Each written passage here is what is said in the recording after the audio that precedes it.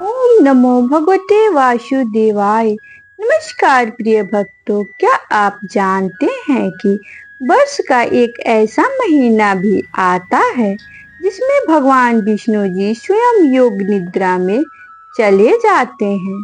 क्या आपने कभी सोचा है कि आषाढ़ मास को इतना पवित्र क्यों माना जाता है?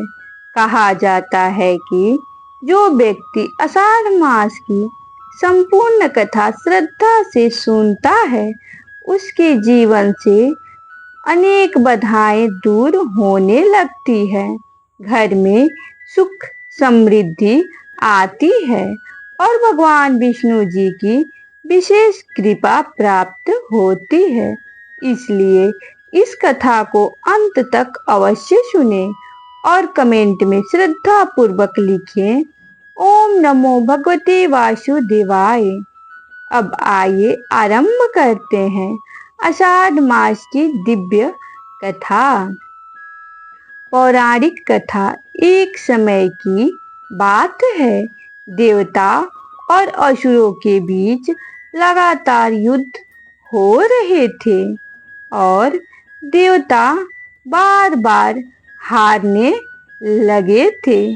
वे भगवान विष्णु जी के पास पहुँचे और बोले, हे प्रभु, हमारी रक्षा कीजिए। भगवान विष्णु जी ने कहा, समय का चक्र बदल रहा है, अब मुझे कुछ समय योग निद्रा में रहना होगा। तुम सभी अपने कर्म करते रहो और धर्म का पालन करो। इसके बाद भगवान विष्णु जी क्षीर सागर में शयन करने चले गए। देवताओं ने उनकी आज्ञा का पालन किया। यही घटना आगे चलकर देवशयनी एकादशी के रूप में प्रसिद्ध हुई। लक्ष्मी जी का संदेश। जब भगवान विष्णु जी योग निद्रा में गए, तब माता लक्ष्मी जी ने समस्त संसार को व्यवस्था संभाली। उन्होंने कहा, जो मनुष्य इन 4 महीनों में संयम रखेगा, दान करेगा, भगवान जी का स्मरण करेगा, उसके घर में कभी दरिद्रता नहीं आएगी। इसी कारण आषाढ़ मास में दान, जप, तप और भक्ति का महत्व कई गुना बढ़ जाता है। महर्षियों की तपस्या। आषाढ़ मास में अनेक ऋषि मुनि वर्षा के कारण एक ही स्थान पर रहकर तपस्या करते थे। वे वेदों का अध्ययन करते, भगवान जी का नाम जपते और लोगों को धर्म का ज्ञान देते। इसी परंपरा से चतुर्मास की शुरुआत हुई। आज भी संत महात्मा इन 4 महीनों में विशेष साधना करते हैं। आषाढ़ मास में क्या करें? इस पवित्र महीने में प्रतिदिन प्रातः स्नान करें, भगवान विष्णु जी और माता जी की, लक्ष्मी जी की पूजा करें। ओम नमो भगवते वासुदेवाय मंत्र का जाप करें। तुलसी माता जी की जल अर्पित करें। गरीबों को अन्न और वस्त्र का दान करें। गीता, विष्णु सहस्त्र नाम और भागवत कथा का पाठ करें। एकादशी का व्रत रखें।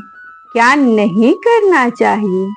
आषाढ़ मास में क्रोध, झूठ, छल, कपट और नशे से दूर रहना चाहिए। किसी का अपमान नहीं करना चाहिए। भोजन की बर्बादी नहीं करनी चाहिए। माता पिता और गुरु का अनादर नहीं करना चाहिए। एक प्रेरणादायक कथा। एक नगर में एक अत्यंत गरीब ब्राह्मण रहता था। वह प्रतिदिन भगवान विष्णु जी की पूजा करता था, लेकिन उसके घर में खाने तक की व्यवस्था नहीं थी। एक दिन एक संत उसके घर आए। उन्होंने कहा, आषाढ़ मास आरंभ होने वाला है। इस पूरे महीने श्रद्धा से भगवान विष्णु जी का नाम जपना। ब्राह्मण ने वैसा ही किया। वह प्रतिदिन दीपक जलाता, तुलसी जी को जल देता और विष्णु सहस्त्र नाम का पाठ करता। धीरे धीरे उसके जीवन की कठिनाइयां समाप्त होने लगी। लोग उसका सम्मान करने लगे। उसके घर में अन्न और धन की कमी दूर हो गई। ब्राह्मण समझ गया कि भगवान विष्णु जी कभी अपने सच्चे भक्त को निराश नहीं करते। देवशयनी एकादशी का रहस्य। आषाढ़ शुक्ल पक्ष की एकादशी को भगवान विष्णु जी योग निद्रा में जाते हैं। इस दिन व्रत रखने और भगवान जी की पूजा करने से अनेक जन्मों के पाप नष्ट होते हैं। ऐसी मान्यता है कि इस दिन किया गया एक छोटा सा पुण्य भी कई गुना फल देता है। आषाढ़ मास का आध्यात्मिक संदेश। यह महीना हमें सिखाता है कि प्रकृति की तरह हमें भी समय समय पर अपने भीतर झांकना चाहिए, क्रोध छोड़ना चाहिए, ईश्वर पर विश्वास रखना चाहिए, धैर्य रखना चाहिए।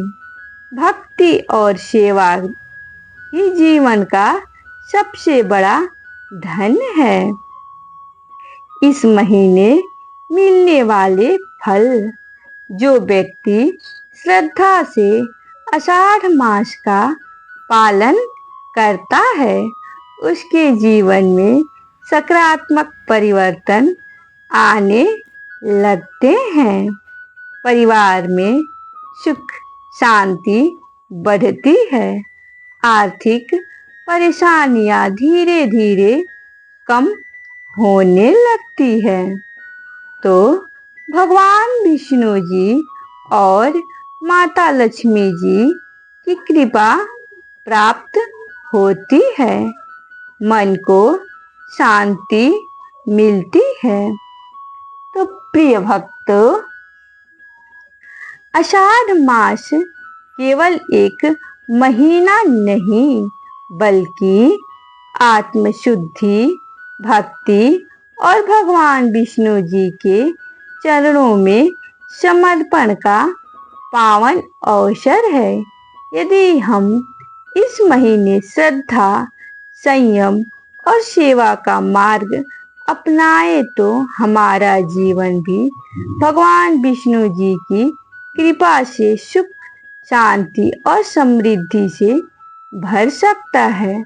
यदि आपको यह कथा पसंद आई हो तो वीडियो को लाइक करें, अपने परिवार और मित्रों के साथ अवश्य शेयर करें और हमारे चैनल को सब्सक्राइब करना न भूलें।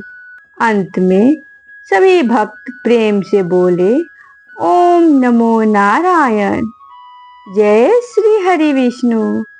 जय माता लक्ष्मी जी।